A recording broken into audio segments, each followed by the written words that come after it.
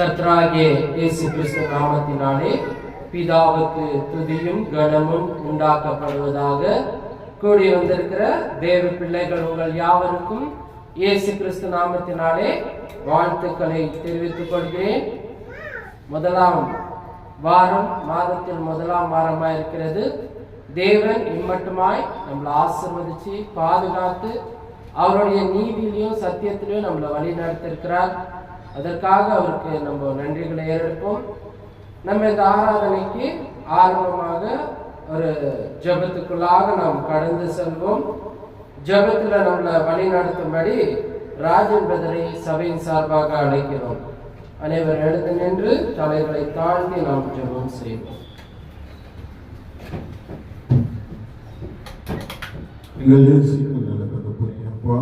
அருமையான காலை பொழுதுல தகப்பனே, எங்களை ஒன்று கூட வைக்கிறதுக்காக நன்றி தகப்பனே. வாரத்தில் முதல் நாள் தகப்பனே, உங்களை நாங்கள் ஆராதிக்க வந்திருக்கும் தகப்பனே. அப்பா, நமக்கு நன்றி சொல்றோம். அப்பா ஒரா கூடி நன்றி தகப்பனே. உங்களுடைய ஒரே குமாரனை இந்த உலகத்துக்கு அனுப்பி என்னுடைய பாவத்துக்காக, உலகத்தில் இருக்கிற ஒவ்வொரு மனுஷரோட பாவத்துக்காக உங்களுடைய மகனை பலியாக்கி எங்களை இந்த உலகத்திலிருந்து மீட்டுக் கொள்ளும் தகப்பனே. அப்பா, நமக்கு நன்றி சொல்றோம் தகப்பனே. தகப்பனே, இந்த நாள் முழுவதும் எங்களை வழிநடத்தும்படி தகப்பனே, இந்த மெசேஜை கொடுக்கிற சகோதரோடு நீங்கள் பேசும், பாடலை பாடுற சகோதரோடு நீங்கள் பேசும் தகப்பனே. தகப்பனே, நீங்கள் வழிநடத்தும்படி தகப்பனே உங்களை நெஞ்சி மன்றாடி கேட்கும் தகப்பனே.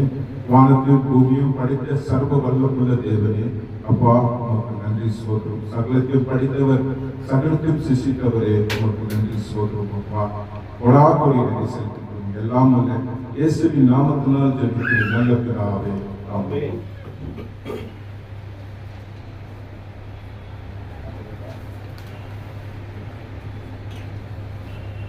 ஜெபத்தில் வழி நடத்தின சகோதரருக்கு சபையின் சார்பாக வாழ்த்துக்களை தெரிவித்துக் கொள்கிறோம்.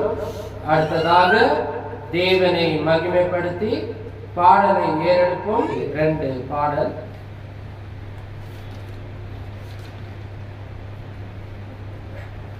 தேவனின் குடும்பம் ஒன்று உண்டு என்ற பாடலை நாம் தேவனை மகிமைப்படுத்தி பாடுவோம்.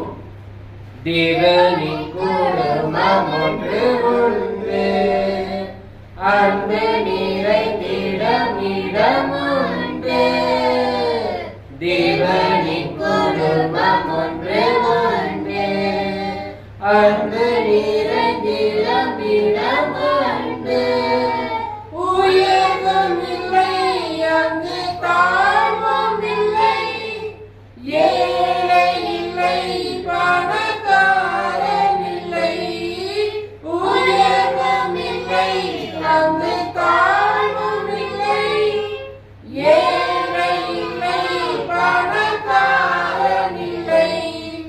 ராஜாதிராஜன் இயேசு என்றென்றும் ஆளுகிறார். ராஜாதிராஜன் இயேசு என்றென்றும் ஆளுகிறார். தேவனின் குடும்பம் ஒன்று உண்டு, அன்பு நிறைந்திடம் இடம் உண்டு. தேவனின் குடும்பம் ஒன்று உண்டு, அன்பு நிறைந்திடம் இடம் உண்டு. பாவம் இல்லை, அங்கு சாபம் இல்லை, வியாதி இல்லை, அங்கு பசியும் இல்லை. பாவம் இல்லை, அங்கு சாபம் இல்லை, வியாதி இல்லை, அங்கு பசியும் இல்லை. ராஜாதிராஜன் இயேசு என்றென்றும் ஆளுகிறார். ராஜாதிராஜன் இயேசு என்றென்றும் ஆளுகிறார். தேவனின் குடும்பம் ஒன்று உண்டு, அன்பு நிறைந்திடம் இடம் உண்டு. தேவனின் குடும்பம் ஒன்று உண்டு, அன்பு நிறைந்திடம் இடம் உண்டு. உண்டு. இன்பம் உண்டு, சமாதானம் உண்டு, வெற்றி உண்டு, துதிப்பாடல் உண்டு. இன்பம் உண்டு, சமாதானம் உண்டு, வெற்றி உண்டு, துதிப்பாடல் உண்டு.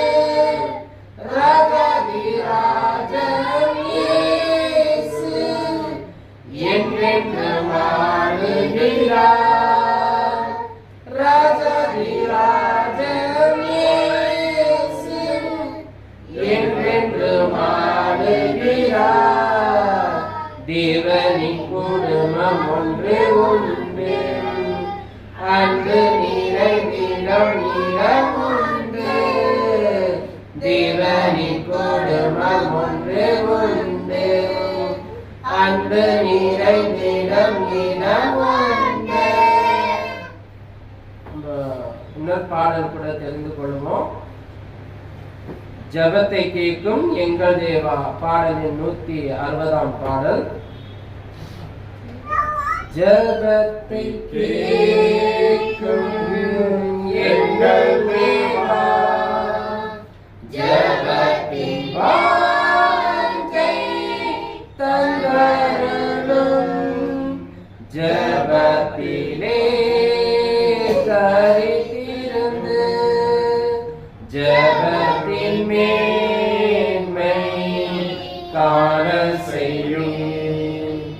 ஜபமே தேவன், ஜபம் பெற ஜீவியத்திற்கு இதுவும் தேவை.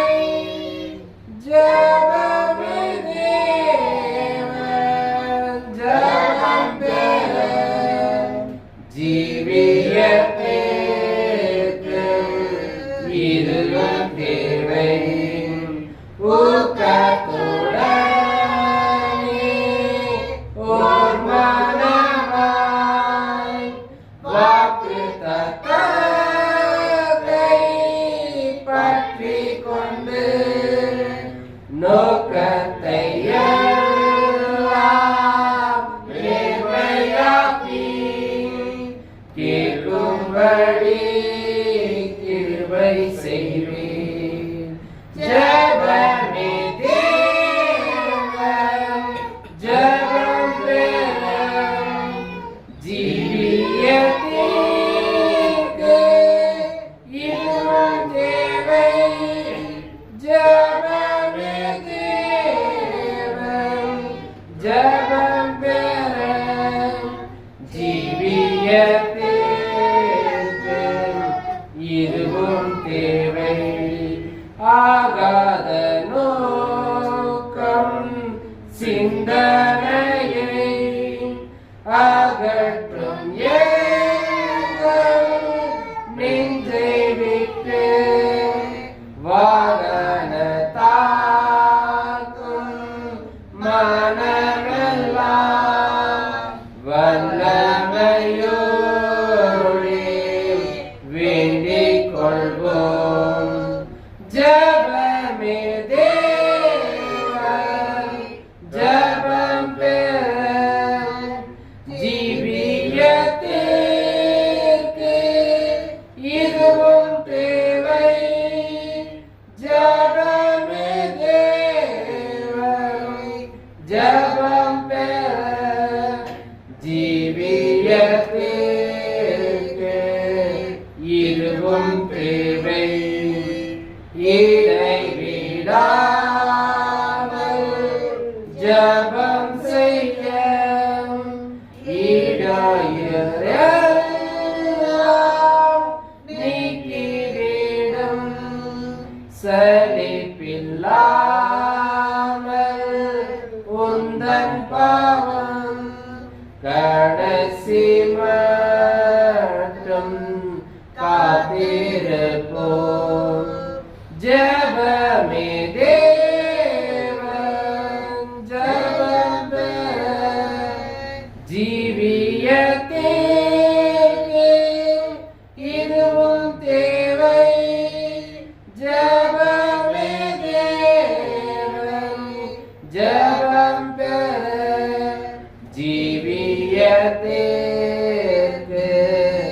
இதுவும் தேவை. பாடலை பாடின சகோதர சகோதரிக்கு இயேசு கிறிஸ்து நாமத்திலே வாழ்த்துக்களை தெரிவித்துக் கொள்கிறேன். இப்பொழுதாக நாம் வேத வாசிப்புக்குள்ளாக கடந்து செல்வோம். வேத வாசிப்பானது 2 கொரிந்தியர் 4ஆம் அதிகாரம் 3-18 வரைக்கும் வசனம் இருக்கிறது. வேத வாசிப்பை நடத்தி கொடுக்கும்படி நடேஷன் பிரதரை சபையின் சார்பாக அழைக்கிறோம்.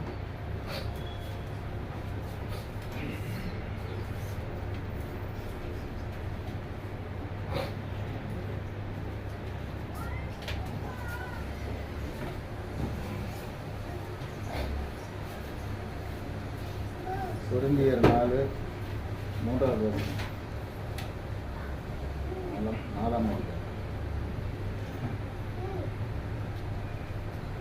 எங்கள் சுவேசம் மறைப்பொருளாக இருந்ததால் கெட்டுப்போறவர்களுக்கு அது மறைப்பொருளாக இருக்கும். தேவனுடைய சாய்களாக இருக்கிற கிறிஸ்துவின் மகிமையான சுவேசத்தின் வழி அவிசுவாசிகளாக அவர்களுக்கு பிரகாசமாக இருக்கிறது. இப்பிரசங்கம் தேவன் அவர்களுடைய மனதை கூடாக்குகிறார்.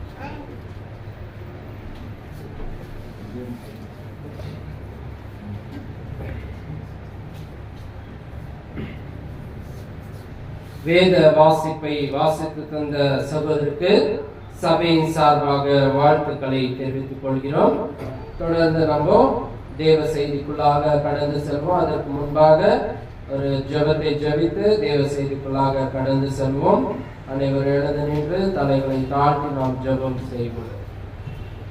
மகா கிருபையும் இரக்கமும் நீதியும் நிறைந்த பரலோகத்தின் நல்ல பிதாவே, இந்த அருமையான காலை பொழுதுக்காக நன்றி தகப்பனே. எங்களுக்கு ஒருவரை ஒருவர் முகமுகமாக பார்க்கும்படி ஜீவனையும் சுவாசத்தையும் தந்து உம்மை ஆராதிக்கும்படி எங்களை ஆசீர்வதிச்ச தயவுக்காக நன்றி தகப்பனே. பிதாவே, நீ ஒருவரே மகத்துவம் உள்ள தேவன் என்று நாங்கள் விசுவாசிக்கிறோம் அப்பா. இதோ முதலாவது தேவனுடைய ராஜ்யத்தையும் அவருடைய நீதியும் தேடும்படி உமக்கு முன்பாக நாங்கள் நிற்கிறோம் தகப்பனே. இதோ உம்முடைய வார்த்தையை கொண்டு வந்திருக்கிற தாசரை நீர் ஆசீர்வதிங்க தகப்பனே. நாங்கள் அதை கேட்டு எங்கள் இருதயம் என்னும் பலகையிலே எழுதி அதை தினந்தோறும் நாங்கள் அசை போடும்படி உம்முடைய கிருபையால் எங்களை வழி நடத்துங்க தகப்பனே. பிதாவே, இதோ இன்னும் அவர் உலகமெங்கும் போய் இப்படியாப்பட்ட வார்த்தைகளை உடைய வார்த்தைகளை கொண்டு அநேகருக்கு போதிக்கும்படி அவரையும் அவர் குடும்பத்தாரையும் நீர் ஆசீர்வதிச்சு பலப்படுத்துங்க தகப்பனே. கேட்கிற ஒவ்வொருவரையும் இந்த வசனங்களை கேட்டு ஆசீர்வாதப்பட்ட பிள்ளைகளாக இருக்கும்படி எங்களை பலப்படுத்துங்க அப்பா. எல்லாவற்றும் உடைய நாமம் உயர்த்தட்டும். இயேசு கிறிஸ்துவின் நாமத்தில் ஜெபிக்கிறோம் ஜீவனுள்ள நல்ல பிதாவே, ஆமீன்.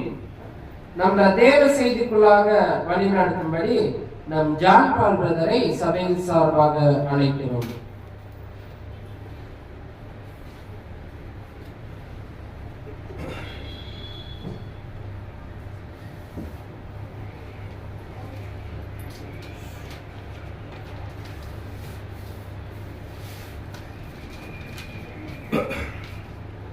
தேவனுடைய பரிசுத்த நாமத்திற்கு ஸ்தோத்திரம்.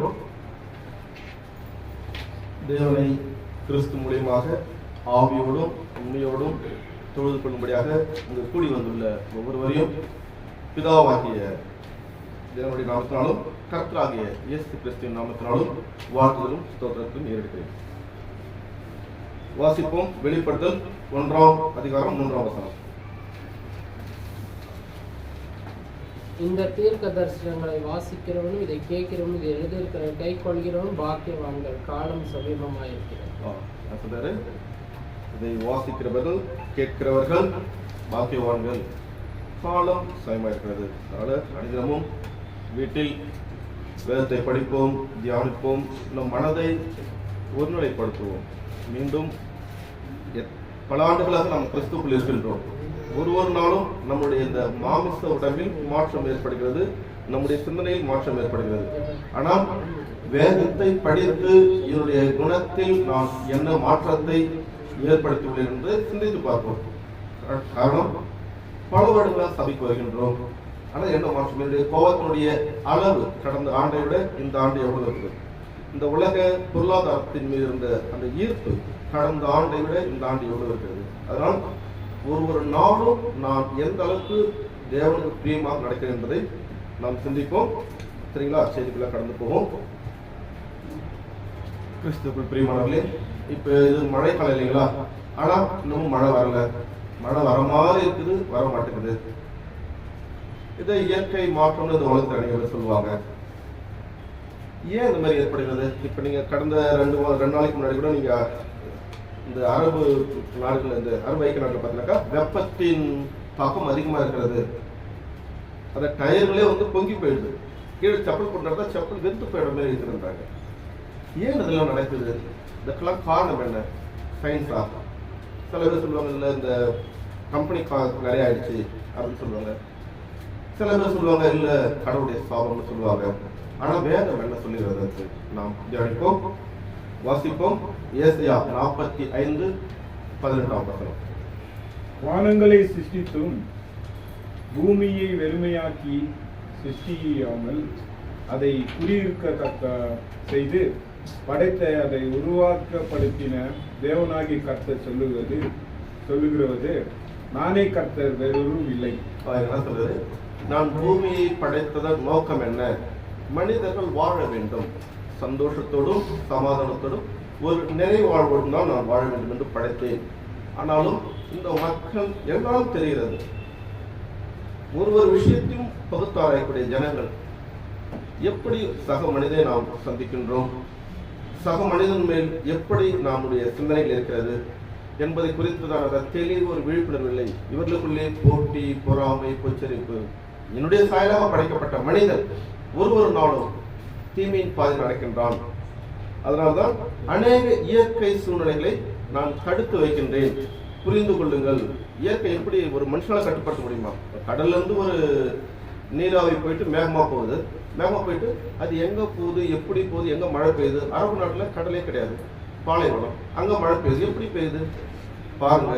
இந்த இயற்கை நான் இன்றும் இந்த மக்களை கவனித்துக் கொண்டே இருக்கின்றேன் என்பதற்கு சாட்சியாக இருக்கிறது. அதற்கு சில வசனங்கள் சொல்லியிருந்து 1 ராஜாக்கள் 17:1 படிப்போம். கீழியாத்தின் துணிகளில் திஷ்டியான எலியா அகாபை நோக்கி, என் வாக்கின்படியே அறி, இந்த வருஷங்களிலே பனியும் மழையும் பெய்யாது இருக்கும். என்ன சொல்றாருக்கா? ஆக்சுவலா எலியா தீர்க்கதரிசி இங்க ஆகாப்னு ஒரு ராஜா இருக்காரு. ஏன்னா இருக்கிற ராஜாக்கள்லயே ஒரு மோசமான ஒரு ராஜா என்றால் வேதத்தில் குறிப்பிடப்பட்டவர் இவர். ஏன்னா இவர் வந்து விக்கிரகத்திற்கு அதிக முக்கியத்துவம் கொடுத்தார். அப்ப வந்துட்டு சொல்றாரு, எலியா சொல்றாரு, இந்த ஆண்டுகளில் பனியும் மழையும் பெய்யாது என்று சொல்லியிருக்கிறார். சரிங்களா? அப்ப தொடர்ந்து அதே 17-14 படிக்கும்போது, கர்த்தர் தேசத்தின் மேல் மழையை கட்டளையிடும் நாள் மட்டும் போதும். அதாவது இந்த மழையை கட்டளையிடக்கூடிய அதிகாரம் முழுமையாக பெற்றவர் தேவன் மட்டும்தான். இந்த உலகம் சொல்லும், இயற்கை நம்ம பூமியை ஒரு ஆரோக்கியமா பார்த்துக்கிட்டா மழை பெய்ய சொல்லிட்டு யாரும் அப்படி சொல்லவில்லை. ஒரு இடத்தில் மழை பெய்ய வேண்டும் என்றால் அதை தேவன் தான் தீர்மானிக்க வேண்டும். மழை வராவிட்டால் என்ன ஆகும்? இயற்கை காயமைச்சும் இந்த பூமி நிலத்தடி நீர் வற்றி போகும், பஞ்சம் ஏற்பட்டுவிடும். அதை தொடர்ந்து சொல்கிறார். 8ஆம் அதிலே 1 ராஜாக்கள் 18:5 படிங்க.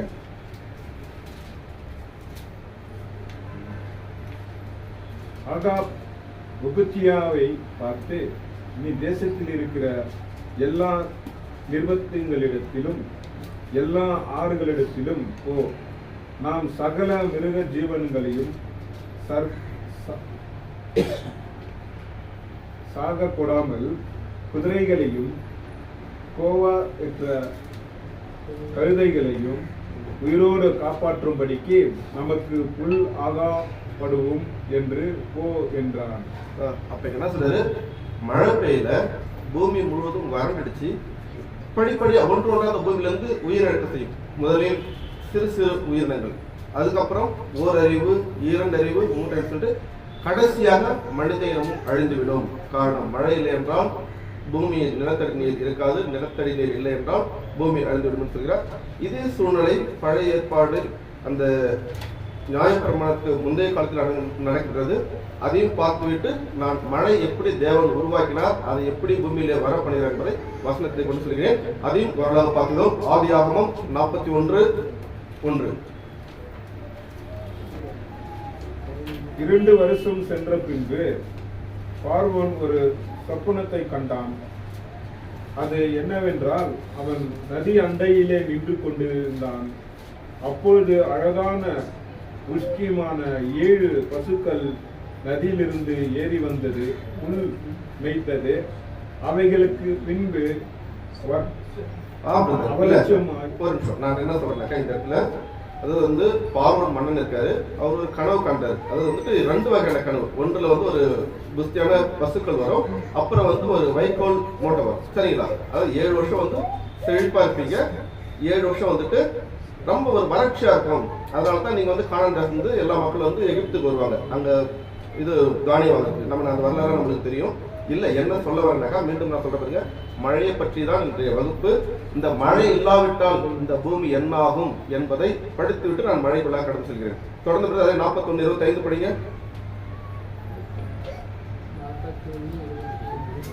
பக்கம் 54. அப்பொழுது யோசேப்பு பார்வோனை நோக்கி, பார்வோனின் சொப்பனத்தின் ஒன்றான நான் தேவன் தாம் செய்த போகிற இன்னதென்று பார்வோனுக்கு அறிவிக்கிறார். அப்படின்னா சொல்றது, தேவன் உங்களுக்கு ஒரு விஷயத்தை வெளிப்படுத்துறாரு, இங்க பஞ்சம் உண்டாக போகிறது, புரிந்து கொள்ளுங்கள். அதனால ஒரு புத்தியான ஒரு மனுஷன் நீங்க தயார் பண்ணி வச்சுங்க, இது எப்படி நீங்க கையாள போறீங்கன்ட்டு. ஏன்னா இதுக்குள்ள ஒரு தீர்க்க தரிசனம் இருக்கிறது. ஏன்னா இதுக்கு முன்னாடியே வந்துட்டு ஆபிரகாம் கிட்ட தேவன் சொல்லியிருப்பாரு, 4 வருஷம் நான் எகிப்தில் அடிமையை வைப்பேன், அப்ப இந்த பஞ்சம் உண்டாக வேண்டும், இந்த பஞ்சத்தின் அடிப்படையில் வர வேண்டும். அது வேற சப்ஜெக்ட், பட் பஞ்சம் உண்டாகும் என்பது புரிஞ்சிருச்சு. சரிங்க, இப்ப பஞ்சம் உண்டாயிடுச்சு. இந்த பஞ்சத்தினால மக்களை நாங்கள் அழிந்து போச்சு. ஆனால் தேவன் என்ன சொல்றாரு என்றால், இந்த எல்லாவற்றிற்கும் அடிப்படை காரணம் மழைதான்.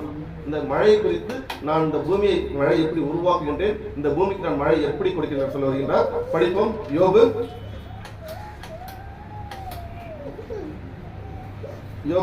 இதை படிச்சுப்போம். எரேமியா 14:22 படிங்க. புற ஜாதிகளுடைய வீணான தேவர்களுக்கு மழை வருஷ பண்ணத்தக்க உண்டு என்று அல்ல. வானங்கள் தனியாய் மழைகளை கொடுக்குமா? எங்கள் தேவன் நாகிய கர்த்தராய் இருக்கிற நீரெல்லாவே அதை செய்வார். ஆகையால் இல்ல, இங்க என்ன சொல்ல வர்றாருக்கா, 3 விஷயங்களை குறிப்பிடுகின்றார். என்னது? ஒன்று, புறஜாதி தெய்வங்கள் மழையை கொடுக்கக்கூடுமோ, அல்லது வானம் தானாக மழையை பெய்யுமோ. எங்கள் கர்த்தராகிய தேவன் நீரல்லவோ மழையை கொடுக்கின்றேன். முதல் இந்த மழையை நான் தான் உங்களுக்கு கொடுக்கின்றேன், இந்த மழையை நான் எப்படி உருவாக்கி இருக்கிறேன் என்பதை நான் உங்களுக்கு சொல்கிறேன், கவனியுங்கள் என்று சொல்கிறார். யோபு 37:11.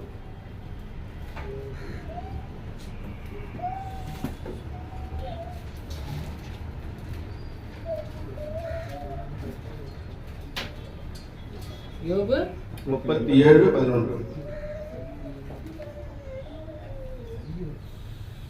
அவர் நீர்த்துளிகளின் மேகத்திலே ஏறி மின்னலினாலே மேகத்தை சுத்திகரிப்பு பண்ணுகிறார். என்ன சொல்றது?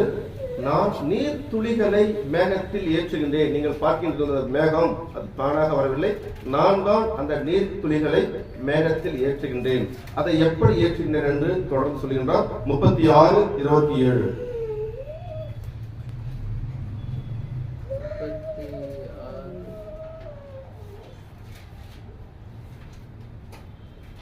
அவர் நீர்த்துளிகளை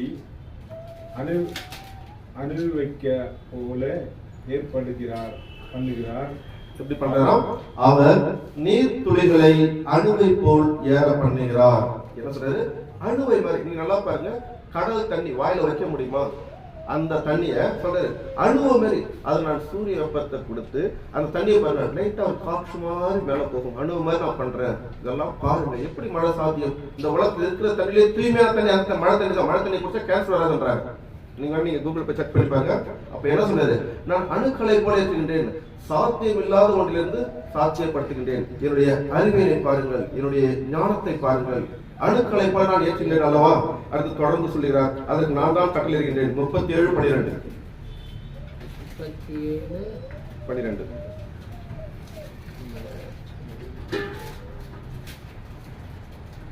அவர் அவைகளுக்கு கட்டளையிடுகிறார், யாவையும் அவைகள் பூச்சி கரத்திலே நடப்பிக்கும்படி அவர் அவைகளை தம்முடைய ஞான ஆலோசனையின்படியே சுற்றி திரளாய் பண்ணுகிறார்.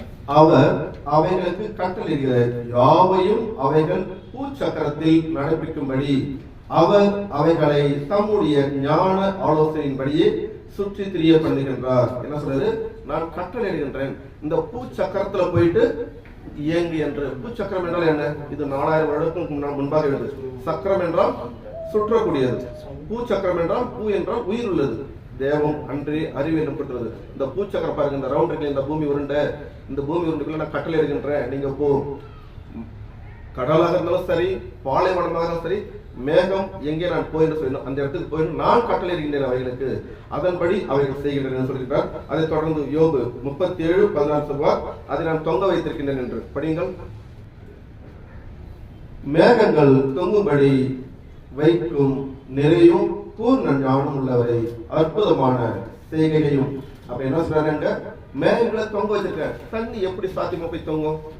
கடல்ல இருந்து நான் அணுக்களை போல ஏற்றினாரு, அதை மேகத்துல வச்சிருக்கின்றாரு. பாருங்க, இங்க இருந்து பாருங்க, ஒரு மேகம் போய்கொண்டே இருக்கிறது, இன்னொரு மேகம் மேல வெள்ள வெள்ளையா இருக்குது. எப்படி இதெல்லாம் சாத்தியம்? சிந்திங்க, இவைகளில் நான் உங்களுக்கு வெளிப்படுகின்றேன், என்னாலே என்று வேற ஒருவராலும் இதை செய்ய முடியாது. சயின்ஸ் அதை கண்டுபிடித்து இப்பொழுது விளக்கம் கொடுக்கலாம், ஆனால் இதை எப்படி தேவன் உருவாக்கியிருக்கிறார் என்பதை நீங்கள் பாருங்கள். இவைகளை நான் வெளிப்படுகின்றேன், உணர்வடையுங்கள்.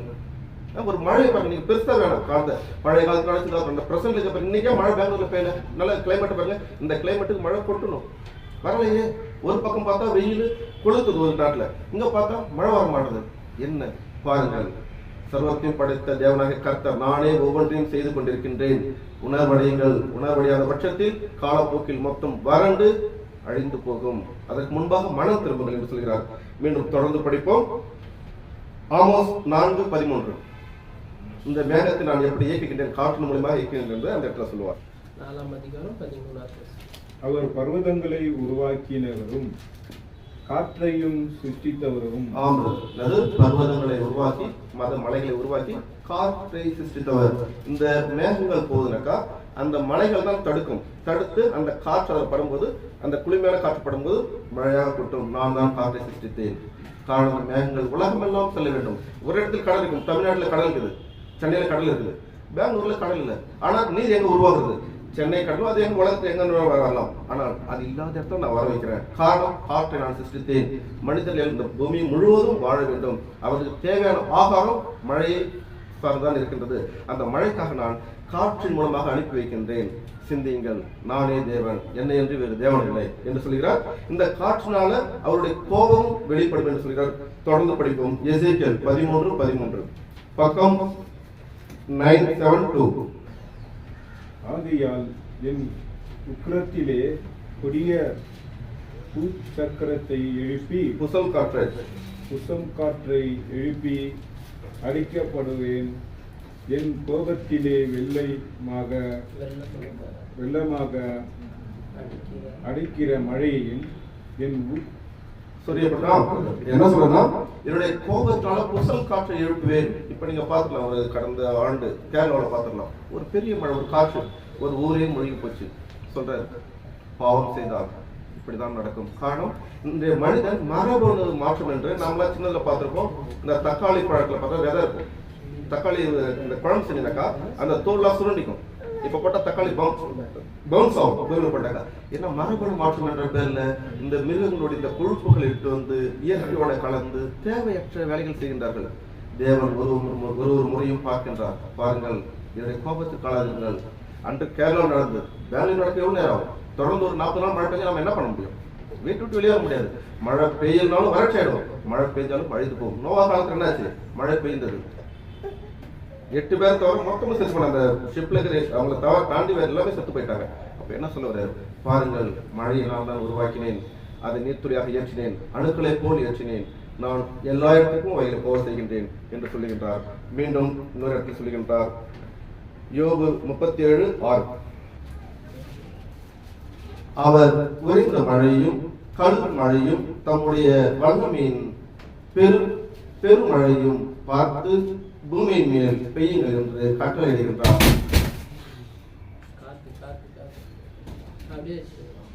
அப்ப என்ன சொல்றாரு?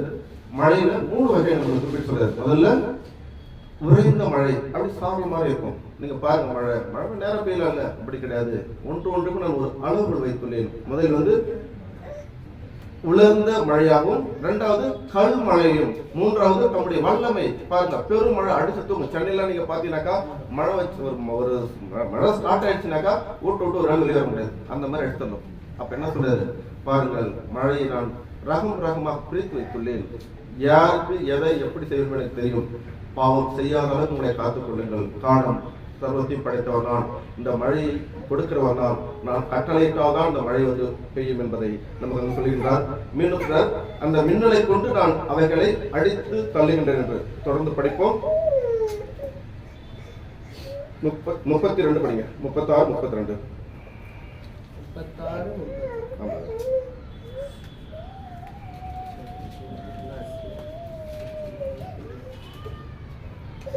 அவர் மின்னலின் ஒலியை தமது கைகளிலே முடி அது இனிதென்னதை அடிக்க வேண்டும் என்று கட்டளையிடுகிறார். என்ன சொல்றாரு? மின்னலுக்கு நான் கட்டளையிடுறேன். அது இந்த மேகங்கள் மோதிக்கொண்டு அந்த வேகமா போகும். நீங்க நம்ம பாத்தீங்க, நீங்க டிஸ்கவர்ல பாத்தீங்கன்னாக்கா அந்த மேகத்துடைய ஸ்பீட் நம்மளுக்கு காட்டுவாங்க. நீங்க பாருங்க, அது தானா போன்ற நான் தான் மின்னலை கட்டளையிடுறேன், இந்த பகுதியில் போய் பெய். இதை இந்த மக்கள் நல்லவர்களாக, இது கிருபையினால பெய். இந்த சைட்ல போ, இங்க பாவம் அதிகமா இருக்கிறது, மொத்தத்தையும் அழிச்சு போடும். இல்லை என்றால் மழையை வரவிடாம பண்றேன். மொத்தத்தில் ஏதோ ஒரு வகையில் வேதம் அழகாக சொல்லுகிறார், மின்னலை கொண்டு நான் அழித்து என்று. அடுத்து சொல்லுவாரு, இந்த மழையில ரகங்களை சொல்லுவார். படிக்கலாம். எரேமியா 5:24. அந்த பருவத்திலே எங்களுக்கு மழையை முன்மாதிரியாக பின்மாரியாகவும் கொடுத்து, அதாவது விளைச்சலுக்கு, அதாவது மழை வருஷத்துல 4 மாசத்துக்கு ஒரு முறை பெய்யும். முன்மாறி மண்மாறி, அதாவது விளைச்சல் கொண்டாக்கா முதல்ல நான் மழையை கொடுப்பேன், அப்ப நீங்க பயிரிடுவீங்க. அதுக்கப்புறம் அந்த அறுப்பு காலம் முடிஞ்சோடனே அந்த பூமி சமநிலைப்படுத்த நான் மழையை கொடுப்பேன். அதான் முன்மாறி பின்மாறி சொல்றாரு. அப்ப உங்களுடைய விளைச்சல் பூமியில் விளைய வேண்டும் என்றாலும் முன்மாறி பின்மாறி மழை பூமியில் பொழிய வேண்டும். அந்த மழையை கொடுக்கிறவரும் நான் தான் என்று சொல்லுகிறார். அதை தொடர்ந்து படிப்போம். யோபு 38:26. பூமி எங்கும் மனுஷர் குடியில்லாத இடத்தில் மனுஷருக்கு பஞ்சம்,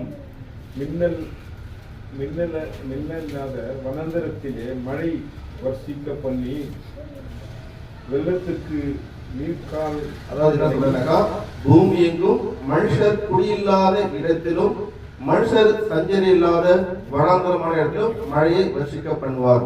அப்ப என்ன சொல்றாருனாக்கா, இப்ப நம்ம கிட்ட இந்த காவேரி ஆறு, இந்த நதிகள்லாம் வருதுங்களா, இதெல்லாம் எங்க உருவாக்குறது? பாருங்கள், மலைகளின் காரணம் மனிதனுக்கு நீர் வேண்டும் என்றால் அவன் இருக்கிற இடத்தில் பெய்கின்ற மழை வெளியேறிவிடும். ஆனால் உங்களுக்கு குடிநீர் கொடுக்க வேண்டும் என்பதற்காக மனுஷர் குடியில்லாத இடத்திலும் நான் மழையை பெய்ய செய்கின்றேன். அது ஒரு சின்ன ஒரு ஓடையாக ஆரம்பித்து பிறகு ஒரு நதியாக ஆரம்பித்து உங்களிடம் சேரும். உணருங்கள், உங்களுக்கு குடிநீரை கொடுக்கிற தேவனும் நான் தான். அதாவது வேதத்துல இல்லாத என்று ஒண்ணுமே கிடையாது. நிறைய பேர் கேட்பாங்க, நான் பிரதர் நீங்க கடவுளை பத்தி நிறைய சொல்ல மாட்டீங்க. போன முறை எடுத்தேன் என்னுடைய மெசேஜ் பார்த்தோம், ஆவி ஆத்மா சரீரம் இருதயம் மனசு இதெல்லாம் இதனுடைய இயக்கங்களை பத்தி வேதத்துல எடுத்து சொல்லுவோம். அப்ப சொல்லுவாங்க, காரணம் ஒன்றே ஒன்று, நான் யார், என்னுடைய இயக்கம் என்ன, இந்த பூமிக்கும் எனக்குமான தொடர்பு என்ன, இந்த இயற்கை தேவன் எப்படி இயங்குகின்றார், இதை பற்றின பகுத்தறிவு இல்லாமல் நீங்கள் எத்தனை சபை சென்றாலும் எவ்வளவு வேகம் படித்தாலும் உங்களுக்கு ஒன்றுமே புரியாது. காரணம், நான் வாழ்கின்ற இந்த பூமியை பற்றி எனக்கு தெரியவே இல்லை. என்ன எல்லாம் தான் கடலுக்கு முடியும், யார் கடலுக்கு முடியல, யார் தேவனை தேவையில்ல. இன்றைய நாளில் மட்டும் எத்தனை சபை இருக்குது போய் பாருங்க. அதாவது இவங்களுக்கு இந்த உலக மனிதர்களை பொறுத்தவரையும் உணர்ச்சி பூர்வமாக தேவனை தெரிகிறார்கள். தேவனை சரி உணர்வு பூர்வமாக, அதாவது உணர்ச்சின்றது வந்து எமோஷன் சொல்லுவாங்க, உணர்வுன்றதுக்கு ஃபீலிங் சொல்லுவாங்க. இங்கன்னாக்கா சபைக்கு போகுது, கடவுளை பத்தி கடவுள்கிட்ட பேசணும் என்ன, நான் வாழக்கூடிய பூமியை பற்றி தெரியல, இந்த மழை தேவன் எப்படி உருவாக்குனாரு தெரியல, இந்த இயற்கை எப்படி படைச்சாரு தெரியல, எந்த அறிவுமே கிடையாது. ஆனால் நாங்கள் தேவனை தேடுகின்றோம். மீண்டும் சொல்லுகின்றேன், தேவன் வந்து ஞானம் உள்ளவர்களிடம் பிரியமாக இருப்பார். வேதத்தை எதுக்கு எழுதி கொடுத்துட்டாரு? இதெல்லாம் ஒரு எது அவசியமா? மழை எப்படி உருவாகுது, நான் ஏன் அணுக்களை மேலே ஏற்றுறேன், அது எப்படி நான் போடுறேன், மின்னில் வச்சு நான் அடிச்சு பண்றேன், ஏன் எழுதி கொடுத்தாரு? சிந்திங்க, உணர்வடையுங்கள். அதற்காக தான் சொல்லுகின்றார். அதனால வந்து மனுஷர் இல்லாத இடத்திலும் மழையை நான் பெய்ய பண்ணுகின்றேன். காரணம், அவர்களுக்கு குடிநீர் தேவை இருக்கிறது, அது பூமிக்குள்ளாக ஊறும். அப்போது போர் போடும்போது நமக்கு தண்ணி கிடைக்கும், பூமி நீர் வேண்டும். ஏனென்றால் மழை பெய்யவில்லை என்றால் பூமி நீர் காய்ந்துவிடும். பூமி நீர் காய்ந்து விட்டதுனா நீ எத்தனை போர் போட்டாலும் எவ்வளவு கிணறு இருந்தாலும் ஒரு சொட்டு தண்ணி வராது. அதற்கு அடிப்படை மழை. இன்றைய நாம் வாழக்கூடிய காலத்திலும் இந்த மழை தேவனுக்கு ஒரு சாட்சியாக விளங்குகிறது என்று சொல்லுகின்றார். தொடர்ந்து படிப்போம். உபாகமம் 11:17 பக்கம் 238. இல்லா இடி கர்த்தருடைய கோபம் உங்கள் மேல் மூட்டு, மழை பெய்ய போகும், தேசம் தன் பலனை கொடாமல். தேவனுடைய கோபம் உங்கள் மேல் மூன்றால் மழை கொடுக்காது. தேவன் மழையை அனுமதிக்க மாட்டார். மழை அனுமதிக்கவில்லை என்றால் ஒவ்வொரு நாளும் வறட்சினாலும் அப்படினாலும் அதுக்காக தேவனுடைய கோபத்திற்கு ஆளாவாதீர்கள். அப்படி என்றால் தேவனை பற்றின அறிவும் தெளிவும் விழிப்புணர்வையும் நீங்கள் அடைய வேண்டும். அப்படி அடையாவிட்டால் தேவனுடைய கோபத்திற்கு ஆளாவீர்கள். தேவனுடைய கோபத்திற்கு ஆளானால் பூமியில் மழை பெய்யாது. மழை பெய்யவில்லை என்றால் தேவனை விட்டு நாம் இன்னும் விலகி போயிடுவோம். அதுக்கப்புறம் ஐயோ பிள்ளைங்க எப்படி சோறு போகிறது, மணி எப்படி பார்க்கறது, நாளைக்கு என்ன வாழ்க்கை, இந்த மாதிரி போயிடும். தேவனுடைய கோபத்திற்கு ஆளாகாதபடிக்கு எச்சரிக்கையார்கள். இல்லாவிட்டால் மழை பெய்யும் சொல்கிறார். ஒருவேளை தேவனுடைய வார்த்தை கீழ்ப்படிந்தால் என்ன நடக்கும் என்று சொல்கிறார். 1 சாமுவேல் 12:18 பக்கம் 354.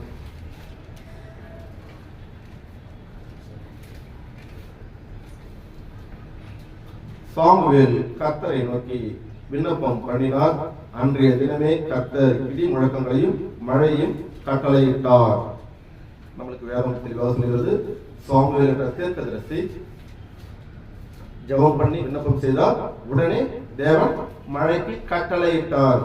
அப்படி என்றால் இந்த மழை என்பது இயற்கையால் வரக்கூடியதல்ல. அதான் நான் முதல் வாசகத்தில் சொன்னேன். அதனால் கிறிஸ்துவுக்குள் பிரியமானவர்களே, நம்முடைய வாழ்க்கையில் தேவனுடைய வல்லமை, மகத்துவம், அவருடைய ஆழங்களை அறிந்து கொள்ள வேண்டும் என்றால் இந்த வேதத்தை கூர்ந்து கவனிக்க வேண்டும். வேதம் கடவுளுடைய புகழையும் பெருமை மட்டும் பேசுவதல்ல. இந்த இயற்கை எப்படி உருவாக்கின்றார் ஒரு விஷயத்தையும் சொல்லும். நீங்க ஆழமா படிச்சீங்கன்னாக்கா என்னுடைய யூடியூப்ல போய் பாருங்க. இருதயம்னா என்ன, இதனுடைய இயக்கம் என்ன, இதனுடைய ஸ்டோரேஜ் என்ன, அப்புறம் மனசுனா என்ன, இதனுடைய செயல்பாடுகள் என்ன, தாட்ஸ்னா என்ன, திங்ஸ்னா என்ன, இந்த சோல்னா என்ன, இதனுடைய இயக்கம் என்ன, இந்த மாமிசோட அறிவு என்ன, ஆவி எப்படி தேவனோட உருவாடுது, எல்லா விஷயங்களையும் அழக வச்சுக்காரு. என்னன்னா ஆராய்ந்து தேடி படிக்க வேண்டும். படிக்கின்ற பொழுது தேவனுடைய ஆவியானவர் நமக்குள் பூரணமாக செயல்படுவார். பூரணமாக செயல்படுகின்ற பொழுது நம்முடைய வாழ்க்கையில் முடியாது இல்லை என்ற அந்த வார்த்தையே இருக்காது. அதற்கு தான் நான் சொல்லுகின்றேன், எப்பொழுதும் வேதத்தை ஆழமாக படிங்கள், தியானிங்கள். இப்பொழுதும் சொல்லுகின்றேன், இந்த நிமிஷம் பெங்களூரில் தேவனிடம் கேட்டால் மழை வேண்டும் என்று தேவன் கேட்டால் கண்டிப்பாக கொடுப்பார். ஆனால் இயேசு நான் இந்த உலகத்திற்காக ஜெபிக்கவில்லை, நீர் எனக்கு கொடுத்ததுக்காக ஜெபிக்கின்றேன். அதனால் நான் எப்பவுமே ஜெபம் பண்ணும்போது என்ன பண்ணாக்கா, தேவனை உமக்கு சித்தமானால் கொடுங்க. ஆனால் வேதம் சொல்லுது தேவன் கேட்டால் கண்டிப்பா செய்வார். ஏன்னா ஆபிரகாம் இருக்கிறாரு, அழிக்காது 50 பேருக்கு அப்புறம் குறைச்சு கேட்டுட்டே வருவார். அவர் சொல்லு 5 பேர் நம்ம அழிக்க மாட்டார். அப்படி நம்முடைய தேவன் ஒரு நல்ல மனிதர் இருந்தால் மழையை கொடுக்க தயாராக இருக்கின்றார். நாம் கேட்கணும். ஆனால் நாம் நல்ல மனிதர்கள் நாம் சாட்சி சொல்லக்கூடாது, வேதம் சொல்ல வேண்டும். நம்முடைய நடத்தை 4 பேர் பார்க்கின்ற பொழுது இவன் நல்ல கிறிஸ்தவன், இவன் தேவ மனிதன், தேவனுக்கு பிரியமானவன், நம்முடைய குணம், நம்முடைய ஒழுக்கம், நம்முடைய கீழ்ப்படுதல், நம்முடைய பொருளாதாரத்தை குறித்த அந்த ஒரு தெளிவான சிந்தனை, பிறரை பற்றி நம்முடைய தெளிவான சிந்தனை, இவைகளில் நாம் எப்படி நம்மை உருவாக்கி கொண்டிருக்கின்றோம். ஒவ்வொரு நாளும் நான் தொடக்கத்தில் சொன்னதுதான், கிறிஸ்துவுக்குள்ளாக தனி காலமாக நாம் பயணம் செய்திருக்கோம். நம்ம இந்த சர்வத்தையும் படைத்தவர் ஒரே தேவன், நம்மை மீட்கும் பொருளாக இயேசு கிறிஸ்து வந்தார். இதுதான் உண்மை, இதுதான் சத்தியம். நமக்கு தெரிந்த நாம் இத்தனை ஆண்டுகளில் வருடத்திற்கு வருடம் நம்முடைய மன மாற்றத்தை சிந்திச்சிருக்கோமா? போன வருஷம் எனக்கு எவ்வளோ வேத அறிவு இருந்துச்சு, இந்த வருஷம் எனக்கு வேத அறிவு எவ்வளோ இருக்குது. முதல் விஷயம். ரெண்டாவது, போன வருஷம் உலகத்தை பற்றின அறிவு எனக்கு எவ்வளவு இருந்தது வேதத்தை கொண்டு. அது நேரடியாக உலகத்தை பார்க்கறது, வேதம் உலகத்தை பற்றி என்ன சொல்லியிருக்கிறது, என்னுடைய அறிவு வளர்ச்சி. மூன்றாவது, என்னுடைய குணாதிசயங்கள், என்னுடைய பொறுமை, என்னுடைய நிதானம், என்னுடைய சிந்தனை, என்னுடைய கீழ்ப்படுதல். இதுக்கு முன்னாடி பிள்ளைங்கிட்ட நான் கோபமாக கத்திருப்பேன், எல்லாத்துக்கும் எடுத்தறிஞ்சு பேசியிருப்பேன். வாரம் சபைக்கு வர இவ்வளவு விஷயங்கள் வேற. இந்த வாரம் என்னுடைய பிள்ளைகள் எடுத்துடைய அணுகுமுறை எப்படி இருக்குது.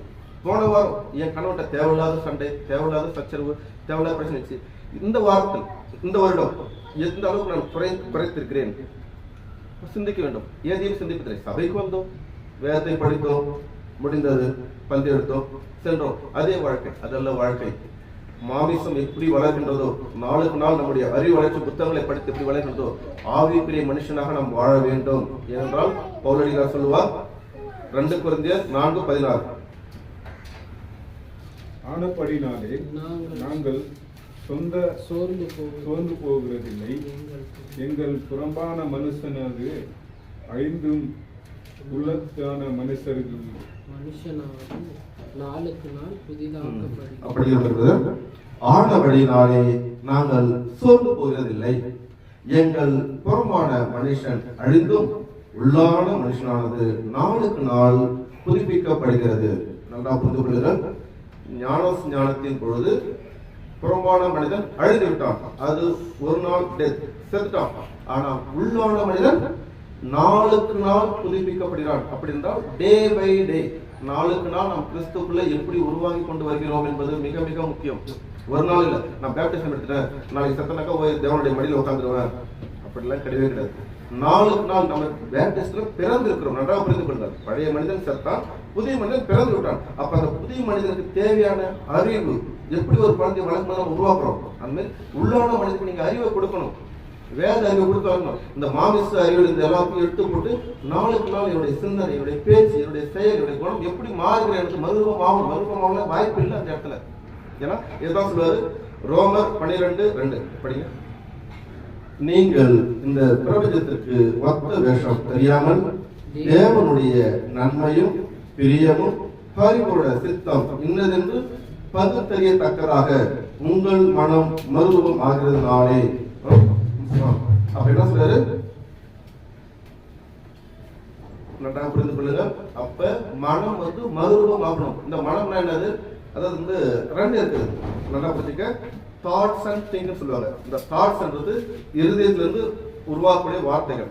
ஏன்னா நீங்க படிக்கணும், நீதிமொழிகள் 3:5 படிச்சா கூட எல்லா காலோடும் உன்னுடைய இதயத்தை காத்துக்கொள், ஜீவ ஊற்று அதிலிருந்தே புறப்படும் சொல்லுவார். அதே மாதிரி யோவான் 7:8-37 படிச்சினாக்கா வேத வாக்குகள் சொல்லுகிற பிரகாரம் என்னுடைய விசுவாசம் வைக்கணும், அவன் உள்ளத்திலிருந்து ஜீவ தண்ணீர் வெளியேறும். நிறைய சொல்லுவார். அப்ப என்னன்னாக்கா நன்றாக புரிந்து கொள்ளுங்கள், நம்முடைய மனம் நாளுக்கு நாள் மறுரூபமாக வேண்டும். நம்முடைய உள்ளான மனிதன் நாளுக்கு நாள் வளர வேண்டும். அது தானாக வளராது, தேவனுடைய வார்த்தையால் தான் வரும். காரணம், இந்த உடலுக்கு அப்பம் முக்கியம், இந்த புறமான மனுஷனுக்கு. உள்ளான மனுஷனுக்கு வசனம் முக்கியம். அதனால மீண்டும் சொல்லுகின்றேன், இந்த மழையை உருவாக்கியது தேவன். அவர்தான் மனிதன் நம்மளை பூஷிக்கின்றார்.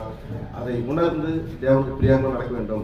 அதை உணர வேண்டும் என்றால் நாம் நாளுக்கு நாள் நம்முடைய உள்ளான மனுஷனை வளர்க்க வேண்டும். அதற்கு மனம் மறுரூபமாக வேண்டும். மனம் மறுரூபமாக வேண்டும் என்றால் நாம் வேத அறிவு எந்த அளவுக்கு நமக்குள் இருக்கிறது என்பதை அனுதினமும் தியானிக்க வேண்டும். இன்னொரு விஷயம், நாம் தனியாக உட்கார்ந்து படித்தால் வேதம் புரியாது. காரணம், நீங்க அப்போஸ்தலர் பணியில பிலிப்பு போவாரு, ஒரு மந்திரியை பார்ப்பாரு. அப்ப ஏசாயா தீர்க்கதரிசனம் படிக்கும்போது சொல்லுவார், ஒருவர் சொல்லாவிட்டால் எனக்கு எப்படி புரியும் கேட்பார் அந்த இடத்துல.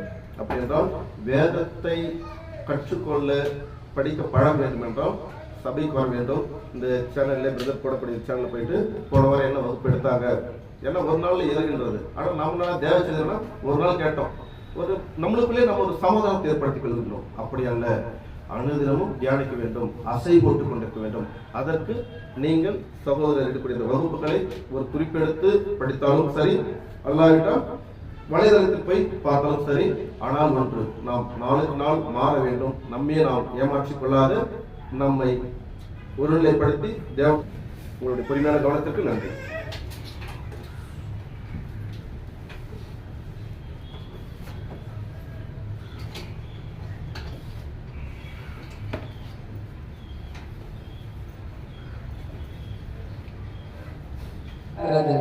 நல்லதொரு செய்தியை கொடுத்ததற்காக ஜான் பிரதருக்கு சபையின் சார்பாக வாழ்த்துக்களை தெரிவித்துக் கொள்கிறோம். அடுத்ததாக நாம் ஒரு பாடலுக்குள்ளாக நாம் கடந்து செல்வோம். பாடல் புத்தகத்திலே 111வது பாடல், நண்பர் இயேசு ராஜா ஏழையின் உள்ளம் தேடி வந்தாரே என்ற பாடலை நாம் தேவனுக்கு ஏறெடுத்து பாடுவோம்.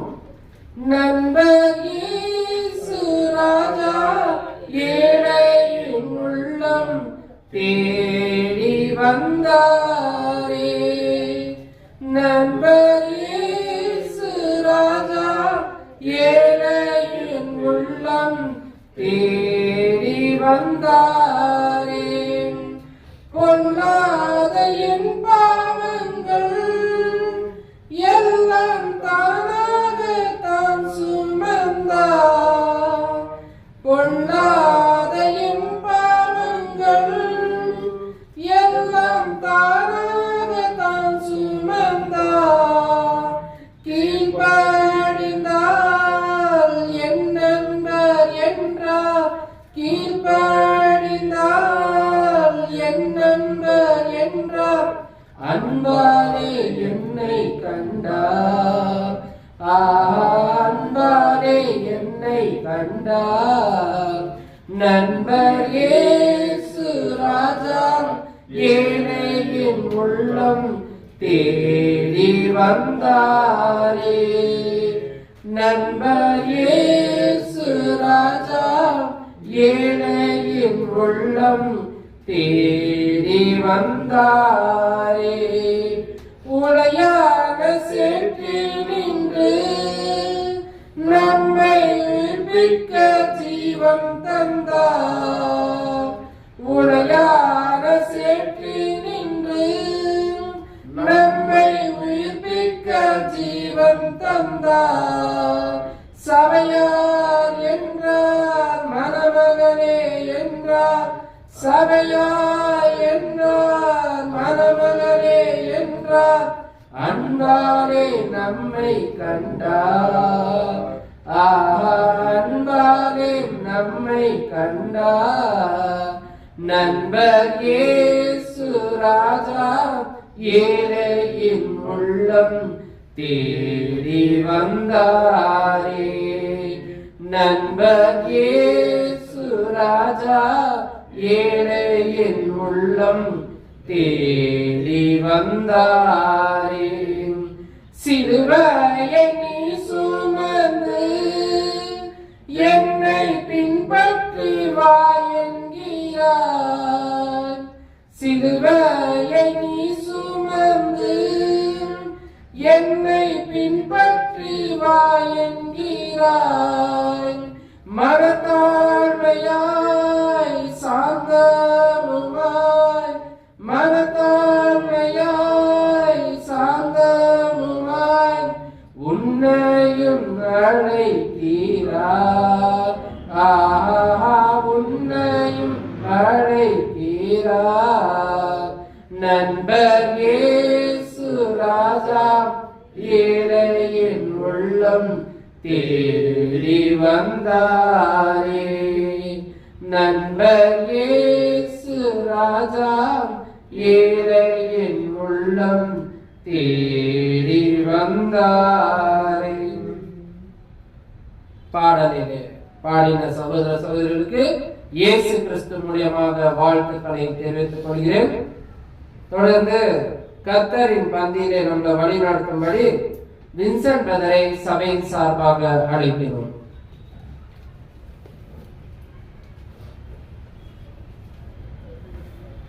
நாம் கர்த்தர் பந்தியில கலந்துக்கிறோம்.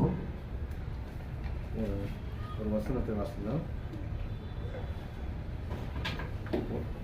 1 கொரிந்தியர் வசனம் 11 அதிகாரம் 11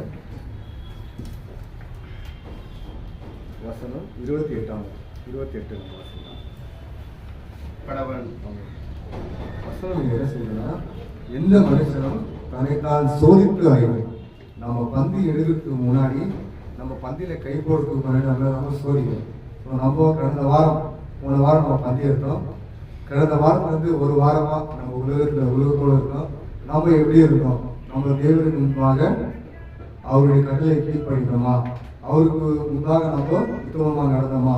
அவருக்கு விரோதமாக நம்ம பாவம் செய்தோமா? நம்ம சிந்தித்து பார்த்து அதுக்கப்புறம் நம்ம இந்த பந்தியில நம்ம கலந்து கொள்வோம். ஒரு நிமிஷம் நம்ம விசாரித்து நம்ம இந்த கை போடுவோம். அதே வசனத்தில் அதே அதிகாரத்தில்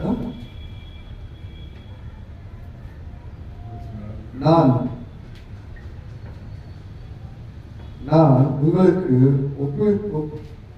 ஒப்புவித்ததை கர்த்தரிடத்தில் பெற்றுக்கொண்டேன்.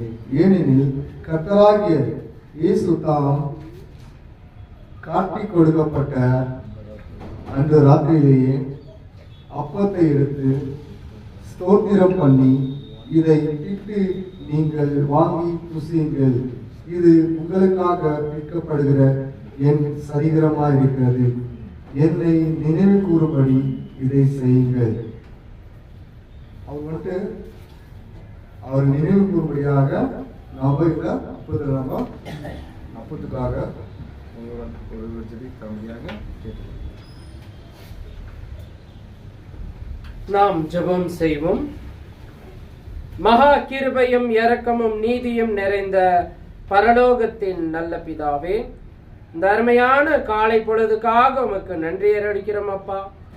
தகப்பனே, இதோ உமது குமாரன் எங்களுக்காக அந்த கல்வாரை சிலுவையில் அடிக்கிறதுக்கு முன்பாக அவர் எத்தனையோ பாடுகள் பட்டு, தகப்பனே, அவரை சாட்டையால் அடித்தார்கள்.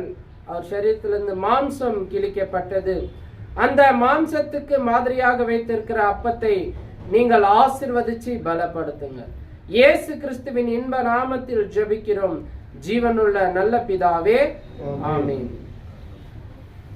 சகோதரருக்கு சபையின் சார்பாக வாழ்த்துக்களை தெரிவிக்கிறோம். இந்த நேரத்தில் பகிர்ந்து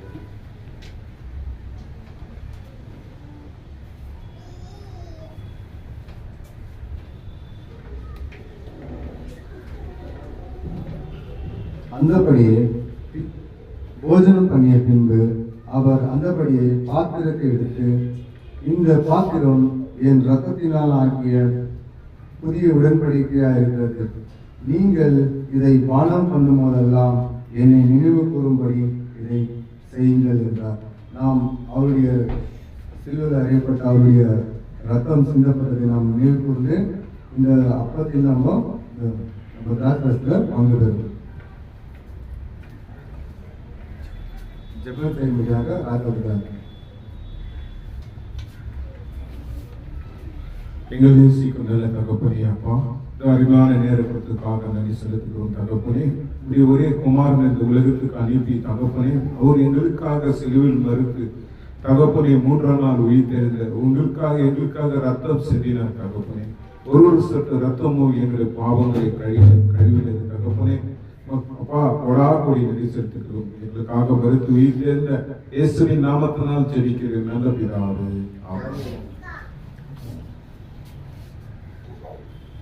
நாம் இப்போது காணிக்கைக்காக ஒரு வசனத்தை வாசிப்போம். காணிக்கை பகுதிக்காக பரிசுத்தவான்களுக்காக சேர்க்கப்படும் தர்ம பணத்தை குறித்து கலாத்திய நாட்டு சபைக்கு பண்ணியிருக்கிற திட்டத்தின்படியே நீங்கள் செய்யுங்கள். நான் வரும்பொழுது தர்ம பணத்தினால் பணம் சேர்த்திருக்காதபடிக்கு உங்களுக்கு அவரவன் வாரத்தின் 1ஆம் நாள் தோறும் தன் வரவுக்கு தக்கதாக இதை செய்யுங்கள். தன்னிடத்தில் சேர்த்து வைக்க கடவார். வசனம் என்ன சொல்லுன்னா, நம்ம வாரத்தை நம்ம சபை கூடி வரும்போது அவங்கவுங்களோட விருப்பத்துக்காக நம்ம பணம் சேர்த்து நாம காணிக்கை செலுத்தும்படியாக நேரத்தை நம்ம கேட்டுக்கொள்கிறோம். காணிக்கைக்காக ஒரு சகோதரர் ஜெபிக்கும்படியாக கேட்கிறோம்.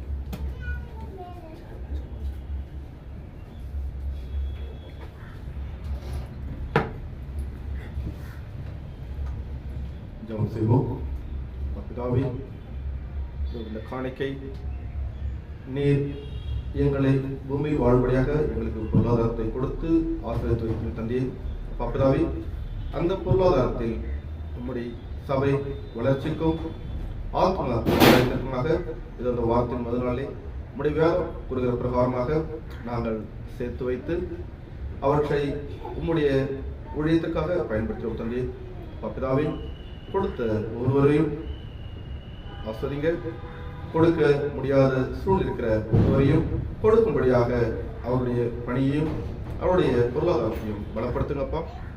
எப்பொழுதும் நீர் எங்களோடு இருக்கின்றீர், எங்களுடைய ஜபத்தை கேட்கின்றீர் என்ற விசுவாசத்தோடு சிறு ஜபத்தினை ஆண்டவர் இயேசு கிறிஸ்து நாமத்தில் நல்ல பிதாவே, ஆமென். ஜெபம் செய்த சகோதரருக்கு கிறிஸ்துவ சபை சார்பாக வாழ்த்துக்களை தெரிவிக்கிறோம். இப்பொழுது அறிவிப்பும் கடைசி ஜெபமும் சபையின் ஊழியரும் போதகருமாக இருக்கிற ஜோசப் துரை அன்புடன் அழைக்கிறோம். வாரத்தின் முதல் நாள்ல ஆராதனை நேரம் காலை 9 மணி தொடங்கி 10:30 வரை நடைபெறுகிறது. அனைவரும் பரிபூர்ணமாக அதில் பங்கு பெற்று தேவனுடைய ஆசீர்வாதத்தை பெற்றுக் கொள்ளுவோம். அப்புறமா திக்கேற்ற பிள்ளைகளுக்கும் விதவைகளுக்கும் நம்ம ஜெபித்துக் கொள்ளுவோம். சபையில இருக்கிற ஒவ்வொரு குடும்பத்துக்காகவும் நம்ம ஜெபித்துக் கொள்ளுவோம். சிறு பிள்ளைகளுக்கும் வாலிப சகோதரிகளுக்கும் நம்ம ஜெபித்துக் கொள்ளுவோம். அப்புறமா உலகத்தின் தலைவர்கள் தேவனுடைய திட்டத்தின்படி இந்த நாட்டை வழி நடத்தும்படி நம்ம ஜெபித்துக் கொள்ளும். மகா கிருபையும் இரக்கமும் நீதியும் நிறைந்த பரலோகத்தின் நல்ல தகப்பனே, இந்த அருமையான காலை பொழுதுக்காக நமக்கு நன்றிகளை ஏறெடுக்கிறோம் அப்பா. பிதாவே, நாங்கள் பார்க்கவும் பேசவும் நடக்கவும் எங்கள் உடம்பில் ஒவ்வொரு உறுப்புகளையும் இதோ இன்றைய நாளிலே நேர்த்தியாக கொடுத்து இந்த உலகத்தை காணும்படி தகப்பனே உடைய ஆராதனையிலே பங்கு பெறும்படி எங்களை அனைவரையும் நீர் ஆசீர்வதிச்ச தயவுக்காக நன்றி அப்பா. பிதாவே, நீர் மகத்துவம் உள்ளவர். நாங்கள் உமக்கு முதலாவது உம்முடைய ராஜ்யத்தையும் உம்முடைய நீதியும் தேடும்படி எங்களை ஆயத்தப்படுத்துறதுக்காக நன்றி தகப்பனே. தகப்பனே, கர்த்தருடைய கண்களோ நீதிமான்கள் மேல் நோக்கமாய் இருக்கிறது என்ற உம்முடைய வார்த்தையின்படி நாங்கள் அனைவரும் நீதிமான்களாய் இருந்து உம்முடைய கண்கள் எங்கள் மேல் இருக்கும்படியும் நீர் ஆசீர்வதிங்க தகப்பனே. நாங்கள் இந்த உலகத்தில் சரீரத்தோடு வாழும் போதும் அந்த ஆவிக்குரிய ஜீவ பலியை நாங்கள் விட்டு விடாமல் பரிசுத்தத்தோடு உண்மை ஆவிக்குரிய ஜீவ பலியாக எங்களை நாங்கள் ஒப்புக் கொடுக்கும்படி எங்களை ஆசீர்வதித்து பலப்படுத்துங்க தகப்பனே. முதலாவது இந்த வேதத்தை வாசித்து இதை கேட்டு இதை கை கொள்கிறவர் பாக்கியவான்கள் என்று வேதம் சொல்கிறது. அப்பா, இங்கே இருக்கிற அனைவரும் இப்படியாக இந்த வேதத்தை வாசித்து கேட்டு கை கொள்ளும்படி நீர் ஆசீர்வதிச்சு பலப்படுத்துங்க அப்பா. நாங்கள் உமக்கு முன்பாக வெறும் மண்ணும் சாம்பலும் தூசுமா இருக்கிறோம். மரணம் எப்போ எங்களை சூழ்ந்து கொள்வது என்று நாங்கள் அறியாம இருக்கிறோம். ஆனாலும் தைரியத்தோடு சந்தோஷத்தோடு எப்போ எங்களை மரணம் சூழ்ந்து கொண்டாலும் அந்த நித்திய ஜீவனை பெறும்படி அந்த பெரும் பாக்கியத்தை எங்களுக்கு தந்து ஆசீர்வதிச்ச கிருபைக்காக நன்றி தகப்பனே. பிதாவே, அப்படியாக இந்த சபையில இருக்கிற ஒவ்வொரு குடும்பத்தாரையும் நீர் ஆசீர்வதிங்க. அவங்க குடும்பத்துல சமாதானத்தோடு சந்தோஷத்தோடு உம்முடைய சத்தியத்தோடு வாழும்படியும் எல்லாரையும் நீங்க வழி நடத்துங்கப்பா. இதோ வாலிப சகோதர சகோதரிகளையும் நீர் ஆசீர்வதிங்க தகப்பனே. இந்த வாலிப பிரயாசத்துல உம்மை தேடுகிறார்கள் தகப்பனே. உம்முடைய வார்த்தை அவருக்குள் இருந்து இன்னும் அநேகருக்கு இப்படியாப்பட்ட வார்த்தை சொல்ல அவர்களை ஆசீர்வதிச்சு பலப்படுத்துங்க தகப்பனே. சிறு பிள்ளைகளை ஆசீர்வதிங்க தகப்பனே. சபைக்கு ஒவ்வொரு வாலிப சகோதர சகோதரிகளும் சிறு பிள்ளைகளும் தூணும் ஆதாரமாய் இருக்கும்படி வரப்போற நாட்களில் அவர்கள் உண்மை வார்த்தை கொண்டு உபதேசிக்கும்படியும் நீர் ஆசீர்வதிச்சு பலப்படுத்துங்கப்பா. இதோ திக்கற்ற பிள்ளைகளையும் தகப்பனே விதவைகளையும் நாங்கள் மது சமூகத்துல வைக்கிறோம் அப்பா. தகப்பனே, யார் யாரு உணவில்லாமோ இதோ தன்னுடைய சரீரத்துல உறுப்புகள் இல்லாமையும் உடை இல்லாமையும் வீடு இல்லாமையும் தகப்பனே எத்தனையோ பாதிப்பால் அந்த உலகம் இருக்குது தகப்பனே. அவர்கள் எல்லாம் நீங்க போஷித்து வழி நடத்துங்க. அவர்களுக்கு தேவையானது எல்லாவற்றையும் கொடுத்து சத்தியத்தின்படி வாழும்படி அவர்களை ஆசீர்வதிங்க அப்பா. இதோ உலக தலைவர்களுக்காக நாங்கள் ஜெபித்துக் கொள்கிறோம். அவர்கள் தகப்பனே உம்முடைய சித்தத்தின்படி நியாயத்தோடு சத்தியத்தோடு இந்த உலகத்தை வழி நடத்தும்படி நீரே அவரை ஆசீர்வதிச்சு பலப்படுத்துங்க தகப்பனே. எல்லாவற்றிலும் உம்மை உயர்த்துகிறோம், எங்களை தாழ்த்துகிறோம். இயேசு கிறிஸ்துவின் இன்ப நாமத்தில் ஜெபிக்கிறோம் ஜீவனுள்ள நல்ல பிதாவே, ஆமென். சமாதானம், எல்லாருக்கும் சமாதானம். இயேசு தேவனுக்கு ஸ்தோத்திரம்.